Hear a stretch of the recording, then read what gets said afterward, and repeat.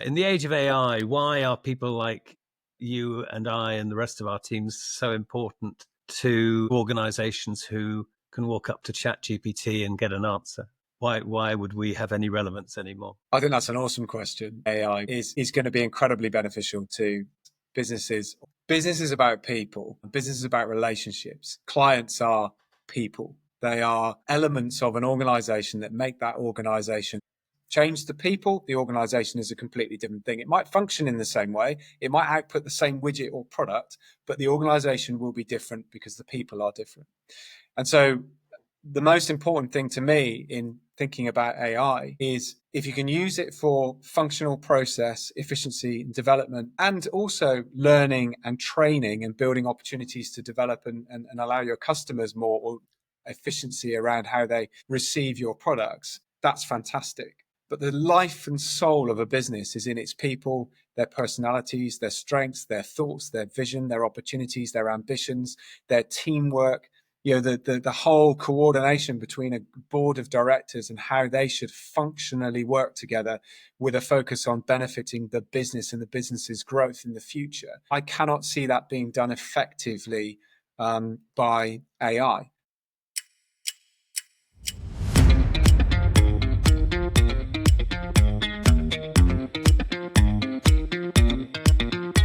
Welcome to the Success Consultancy's Just Great People podcast, the podcast that introduces you to ordinary people who've done extraordinary things. My name is Barry Eustance, and I'd like to introduce you to today's guest.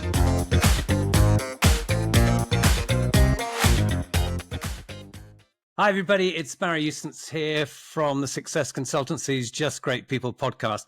I'm delighted to speak to Michael Glanville, who's joining me today. Michael's got a stellar career that culminated with MDL Group's CEO, who had 18 marinas, 2 holiday parks, commercial property, about a 44 million turnover and 125 million on the balance sheet. Not a bad starter for 10. Michael's also a Times newspaper top 50 most ambitious leaders. And Michael is now running Michael Glanville Executive Coaching. So with that introduction and extraordinarily strong background, Michael, welcome to the Just Great People podcast. You're very welcome. I mean, what a great podcast to be on, the Just Great People podcast. Hopefully I'll play out to what you're expecting. I have every expectation you have and will. Just as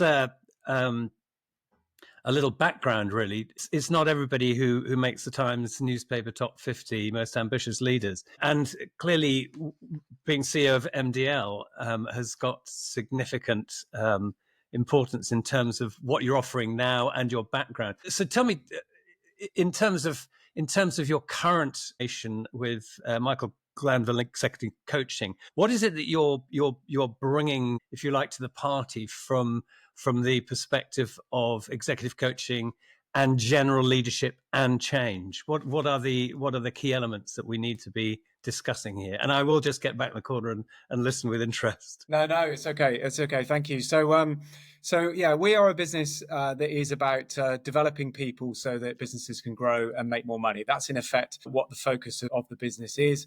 And we do that through a range of things, but mostly executive coaching. And our coaching program is a little bit different. So it's working with MD, CEOs, board and non-board directors, face-to-face over a program of 6 months, building a relationship with them and taking them on a journey through self-awareness, self-development, looking at their strengths, their ambitions, their opportunities, how they'll grow their business, how they'll make more money, how they'll build a better team, how they understand where their gaps are in their knowledge and how they build those gaps by building a great team and board and structure to help them develop their strategy and effectively make more money. So we very much focus on working with business and helping them to grow. And then on top of that, what my business does is something called a corporate 360. So we go into businesses and meet with clients that they've worked with, clients that they have pitched to and not won business with, clients that they want to work with but potentially haven't got a foot in the door. And we'll listen to them feedback on, you ask them a range of questions, but we listen to them feedback on how their business is, how their relationships are, how their people are, what they think of their strategy, what they think they might want to do next. And we then help that client to build their business plan for the next 1, 3, 5 years as a result from hearing that raw feedback from their clients and those that they'd like to they'd like to work with. And then the sort of third area is very much business development, strategy and consultancy based. So we do workshops and keynotes on strategy development, on people development, on understanding the risks and opportunities within their business. We do board governance, we do board dynamic. And so really is a range of business services that are very much focused on the people element of developing success and growing in the future across a wide range of markets. I mean, yes, my background is in property, marine, marinas, leisure, but actually we're working with businesses right across the spectrum. So yeah, that's what we do. Thank you for allowing me to pitch. It's a pleasure. And in fact, Michael and I met at a networking event up in London for SAMBA, the Society of Aviation and Marine Business Advisors.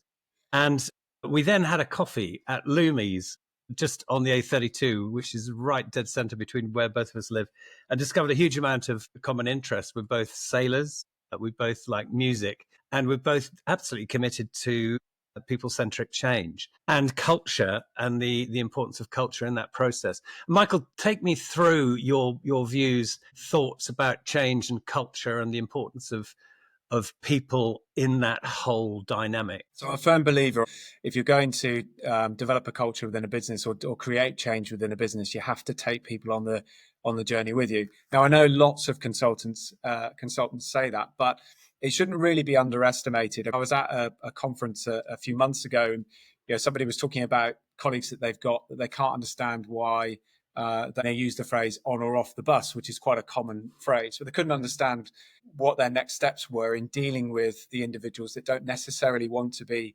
on the bus. And one of the things I said is, look, culture change takes time. You've got to buy your team and your wider company culture into what it is you're trying to achieve. Certainly in my experience at MDL, if I had a vision in my head, something that I wanted the business to be able to do, if I then articulated that to somebody, it's all in the brief, then they would have a slightly different interpretation of what I meant. And then they then articulate that to somebody else, and they've got a slightly different interpretation. And it's a bit like whispers. They sort of pass through and you get to the last person, and it's a totally different thing that we're achieving at the front end.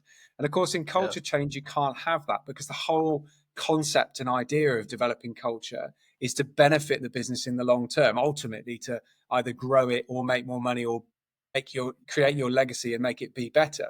So you've got to make sure that there's some reinforcement at the front end, that actually what you're distributing at the top is what comes out at the bottom. And that's probably one of the hardest pieces of it, because A, it takes so long, B, the brief's got to be absolutely critically clear and reinforced and understood. But C, you've kind of got to live it, eat it, and breathe it yourself. One needs to not just say, I think we should go and do these things. There's a little bit of demonstration in there, or really showing people rather than telling people what the right measures and metrics and move are. And how do you monitor that? How do you get people to buy into, I've understood the change, I've understand what I've got to achieve, but how do we understand what the milestones are and when we've hit those milestones on the journey between A and knowing that we've achieved it in B? So it is a huge amount. And of course, if you're doing transformational change, that can be really quite significant. There's a huge amount to work through, a huge amount to do, a huge amount to consider, and an understanding that some people may not be with you all the way or at all, and might need some new people in to help you deliver that journey. But it is difficult. Leaders shouldn't underestimate the time it takes, the thought it takes, the sleepless nights you have, the wondering if it's all wrong, or the wondering whether it's all needs to change again and whether it will work or not. You've got to have some ambition. You've got to have some confidence in what you're doing. And obviously, and you've made a key point here. It doesn't happen overnight. In Culture and Performance, John Cotter's research, they were looking at companies taking years to actually change the organizational culture. So it's all very well from being a sort of a slow-moving beer moth to agile, adaptive, stakeholder focused, but there's a whole Rogers diffusion curve to work through, and the change curve, and getting buy-in from the stakeholders involved in that change. And it's a big job, isn't it? Even for a small company, you can't throw a switch, fire off an email, and expect the culture to change overnight. And of course, culture is critical, isn't it, to a corporate performance, organizational performance, and also to any organization that really does want to be agile and adaptive and stakeholder focused. Yeah, and I think one of the things that I find fascinating is how you measure it. So how do you measure progress in a culture change or transformation situation? And everybody does it in a slightly different way. But I think for me, it's very much around your customer perception, your customer journey, your customer feedback. So some people use NPS, some people go and talk to their customers, they'll do a 360 style interview. Some people will listen to feedback through surveys or a representative sample. But the reality is, if you're trying to improve a business through cultural change and development, you want that to either increase customer engagement and so therefore spend, purchasing, or you want it to increase your customer and your client base, which inevitably is going to increase turnover, revenue, and profit. And so thinking about what those measures are, how you tick off those milestones, and then celebrating the wins alongside the people that have helped you to get there in the process builds almost a culture in itself. You're creating an environment where they feel like they are engaged, or they being the team, however big the team is, engaged in the process, being listened to, but actually seeing the benefits of that change happening. And ultimately, cultural change is really aligned with strategically or tactically where you want the organization to go. It's kind of the bit in the middle between I've set my vision, now I've got a strategy structure, I've built my business plan to back it up, but I need to change the culture to meet the business plan to ultimately achieve the strategy. All these things are, funnily enough, they're all linked up. Yeah. And actually, the order is important as well. In our own people change leadership and management framework, one of the first things, or the first thing on the list, the P, is people-centric leadership. And the second one is empowerment. And the third one is optimization. And optimization obviously includes removing all the barriers to the proposed change, because unless you remove those barriers, you really are facing an uphill struggle unless you get the alignment there. And it's something that's reported to fail frequently, isn't it? That change initiatives. I think McKinsey quoted a huge figure, something like 70%.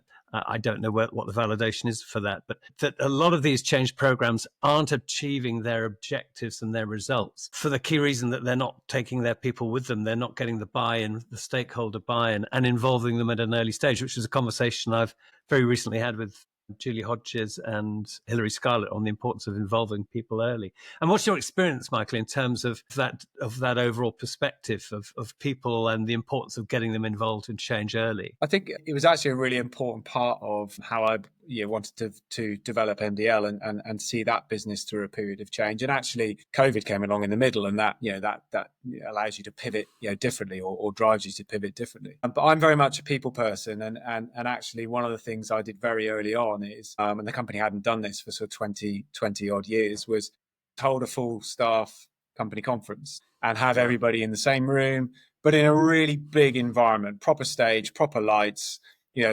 everybody's entertained. There's a party celebrating our wins and successes at the end. But the really important piece was, I am stood up here saying to you, this is what I believe this business can be in the future. This is the vision for what I want it to be and where I see the opportunities being. But you need to come on the journey with me. And the ways that you can do that is to understand what we're trying to achieve, want to be part of it and be on the bus, then play your part, which will work out as we go.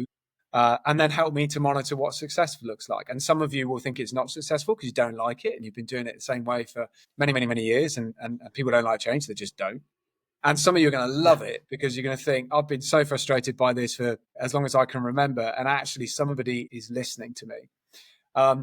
And one of the things, if I wrote a book, and maybe I will one day, but if I wrote a book and said, and my book was around, what lessons have you learned? The one of the things that I did at these conferences that I would do time and time again, and not everybody can do it, is a cold question and answer. So 300 people in a room, and say to them, you ask me whatever question you want to ask me. And what I actually did is have somebody go around with a microphone, and that is, it's inspiring, it's enlightening, it's nerve-wracking, and there are inevitably questions like, am I going to get a pay rise, that you've got to think about carefully around how do you respond to that. But you're being authentic and you're being honest and you're being relatable to the various people in the room. And I think for me, and I hope that if you asked previous colleagues what did they like about about me is that kind of integrity and honesty piece, being open to somebody knocking on the door or in that environment asking a question and saying, I can answer that or I can't answer it, but these are all the reasons why I can't answer it.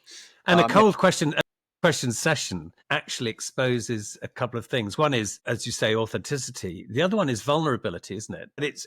And surprising how few people go, by the way, what about the next pay rise? Because I think so many people think well beyond that. They go for the things that really engage them, the emotional aspects of the business, that they want to succeed. They're part of it. They're invested in it. They're stakeholders in it. They want it to succeed. How often it is the case that money is not the factor, that's the salary isn't the factor.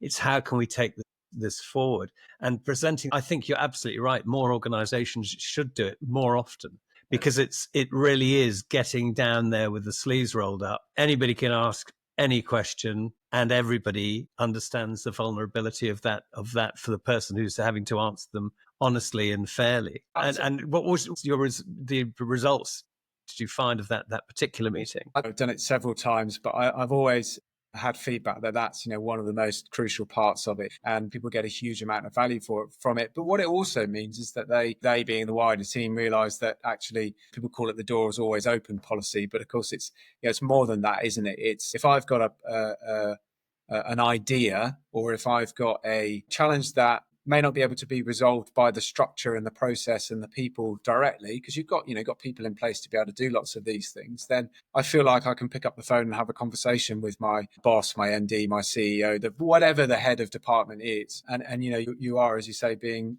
authentic and honest. One of the things I do in workshops now is ask leadership teams, do you feel that you live the business's values? Now, I don't mean follow the business's values. I don't mean if the business's value is integrity, do you have integrity? What I'm saying is, are you an integral part of the organization's ability to deliver on those values because you live them, eat them, sleep them, breathe them? Or do you feel there are gaps in actually the leadership team or the leadership's understanding or the organization's understanding around the company's values? And so can we fill those gaps to help you then make sure that everybody's aligned to deliver for the customer in the way that the business had intended to do so in the first place? And it's really interesting to hear people feedback and really think and reflect on. It might be innovation. If a company's value is innovation, do I feel like I'm innovative? And you've got technical directors sitting there going, well, yeah, I'm the most innovative person in the room. And the finance director might be saying, well, I don't think I'm particularly innovative. But actually, if you start drawing out from them, the finance director is being innovative. He's just being innovative in finance. So can you tick that off as part of the company's values? It's just such an interesting exercise to do. But yeah, fascinating and adds huge value, really. And also the feature here is that innovation is actually fun, isn't it?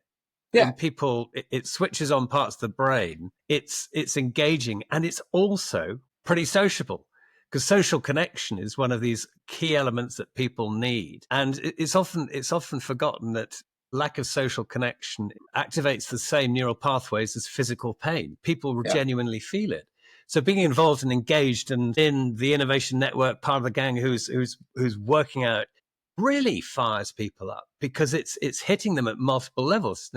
It's hitting them at their self-esteem. They've got purpose. They've got autonomy because they're creating stuff, and they're hopefully participating in something that gives them more certainty in terms of the future for them and the organization. And also they can make sure that what is happening is equitable, it's fair, which I think is where, when people are left out of the change and innovation program, the suspicion is, correct me if I'm wrong, Michael, that perhaps things are being done that are underhand and are not going to be in the interests of the individuals concerned. And that's where buy-in and barriers to buy-in can build up. No, I think that's absolutely right. I mean, I'm a big fan of the kind of old-fashioned Top Gear, maybe not so much the sort of newer ones, but the old-fashioned Top Gear where they had the cool wall and they put up the cars in the various different levels of cool, I suppose. And it's quite interesting if you ask a team of middle managers or a team of front of house staff, come up with ideas for the business. How can we make more money? How can we save money? How can we be better for our customers? And then you start to level them out. People do it a lot, don't they, with Post-it notes. And you level them out on your notional cool wall and sort of work your way up to the ones that are the best. And you see a receptionist or something say, okay, well, that's my idea. And it's worked its way all the way up to, and Yeah. that's always, it's building empowerment in people and understanding in people. And it's helping them to be part of the process of development and growth. And, if you can, those are the sorts of people actually that not just because they've had an idea, but because they're passionate and motivated about it, that you can help, proper team structures and development structures can help people move all the way up through the organization from front of house to CEO by watching and developing and helping that person that right at the start was just came up with an idea that actually showed so much more about them and their ability and their skill and their ambition and their passion for the organization and their want to do a great job that has actually helped them, drive their career. But you've got to watch out for those people. That's there's all these great processes in culture change or strategic development that allows you to really see the whites of people's eyes, I suppose.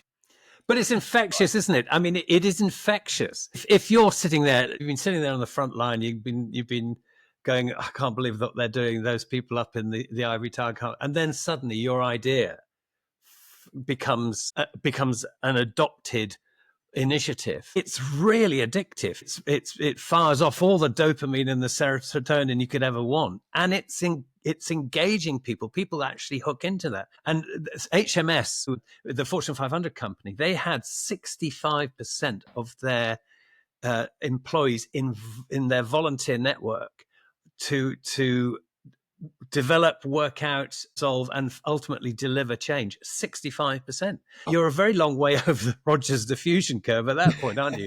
you got another 15% to get to before you got 80. And then the remaining 20% you're always going to have a little bit of difficulty with. And the last 2.5%, you're never going to get them on board. But it is infectious, and getting people in. What's the 5 people with 5 different uses for a paperclip, you get 25 different uses for a paperclip, don't you? And it's the same within an organization. Yeah, it absolutely is. And I think one of the other things that I find fascinating about it all is that it helps to build team members' confidence, not build people's confidence, build team members' confidence. The people around your organization that feel less confident about, let's use selling as an example. Am I part of the sales process? Everybody's part of the sales process. You're selling by the second. Every conversation you have, every time you pick up the phone, every time you have a face-to-face, every time you come into work with a shirt that hasn't been ironed, you are selling, or in this case, not selling the organization. So your pride in what you do, what you say, how much focus you've got on achieving for the company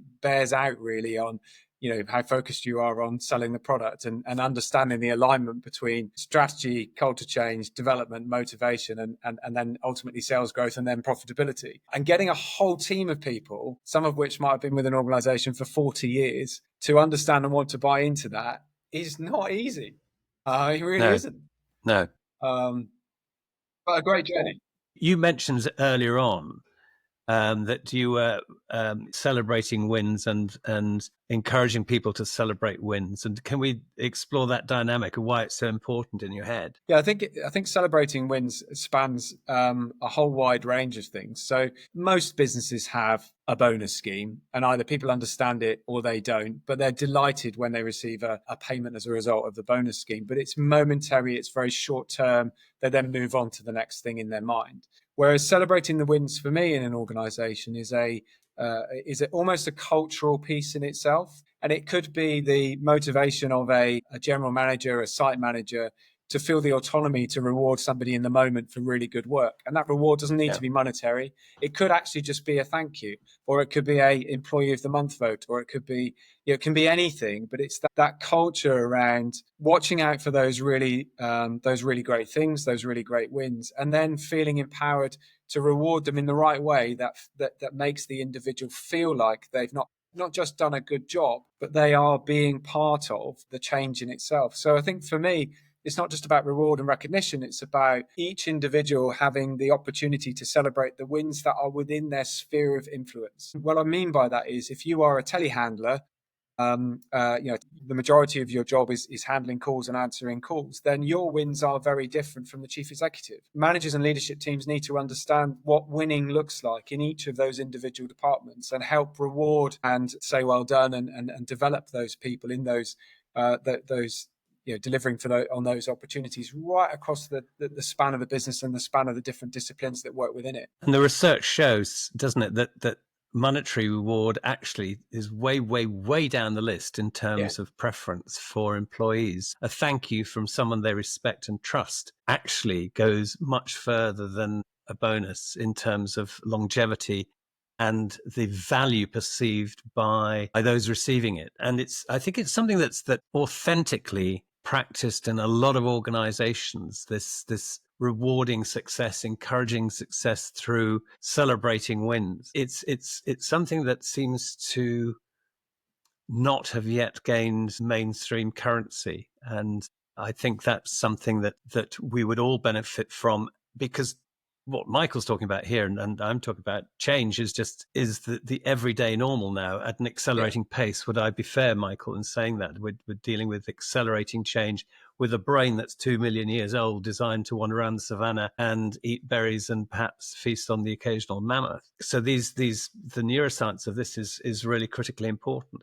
And so if we're looking at in the age of AI, which is a discussion that we've had. In the age of AI, why are people like you and I and the rest of our teams so important to organizations who can walk up to ChatGPT and get an answer? Why would we have any relevance anymore? I think that's an awesome question. And I think the stuff I've seen within AI, which is just scratching the surface, is going to be incredibly beneficial to all of us, businesses or not in business. But business is about people. Business is about relationships. Clients are people. They are elements of an organization that make that organization what it is. Change the people, the organization is a completely different thing. It might function in the same way. It might output the same widget or product, but the organization will be different because the people are different. And so the most important thing to me in thinking about AI is if you can use it for functional process, efficiency, development, and also learning and training and building opportunities to develop and allow your customers more efficiency around how they receive your products, that's fantastic. But the life and soul of a business is in its people, their personalities, their strengths, their thoughts, their vision, their opportunities, their ambitions, their teamwork, the whole coordination between a board of directors and how they should functionally work together with a focus on benefiting the business and the business's growth in the future. I cannot see that being done effectively by AI. And so for people like you and me in our businesses and what we're trying to do, I think that will always be a really critical part of the relationship side of both people management within an organization, but also the organization's output to the client that are ultimately people. And it's really interesting. If you look at Tesla, so Tesla started with, they've got more people now, but they started with the whole customer journey online. Now, it's scratching at the surface at AI, but you looked at the car, you bought the car, you decided, you transacted all online. And even when you went to pick the thing up, there was just a person holding a packet and a key. There wasn't the induction that one might get from BMW or Mercedes. That is in my mind, a very technologically advanced way of doing business. But the reason why people go to Mercedes, BMW, McLaren, and so on is the experience of Porsche. The experience they get when they walk in the dealership, they're welcomed, they're sat down, they're given a cup of coffee, they talk to you and take a genuine interest in who you are, what you do, what your interests are. And ultimately, they're trying to sell you a product. But you forget that because the entire experience is a personal experience between you and them, because people buy from people. And so, yes, there will be a place in the AI world for all of this stuff to be online, like Amazon. You can buy something that'll be delivered tomorrow. But there is still always going to be an element of, if you're buying certain things, certain products and certain services, it's the people that you're buying from. And it's those people in your business that are selling it for you. And so therefore, it's those people that need proper leadership, structure, empowerment, training, understanding, looking after, rewarding, motivating, and all the other lovely things that us consultants like to come up with. And that's the reason why I think there will always be a space for AI, technology, and technical sales, but there will always also be the personal side, and perhaps more and more. People like relationships. It may be that it swings the other way. Everyone goes, my goodness me, I want to get back to being in a people environment and buying from people instead of doing everything on a computer when I walk into reception. So yeah, I think we're going to be all right, Barry. I think we'll be fine. I'm going to capture that, because that, Michael, is going to be the concluding paragraphs of your book, because it's genius. And actually, we totally agree. We're totally on. That was unscripted, so you heard it first here. But actually, totally unscripted, and I totally agree. What Michael's saying is the people who buy the products are humans. They have emotions, and that humans understand those emotions, are able to communicate with those emotions in a very, very interesting and well-established 2 million year old way. And so the brain synchronicity, look at Hilary Scarlett's Neuroscience for Organizational Change, edition 3 available at all good bookshops now.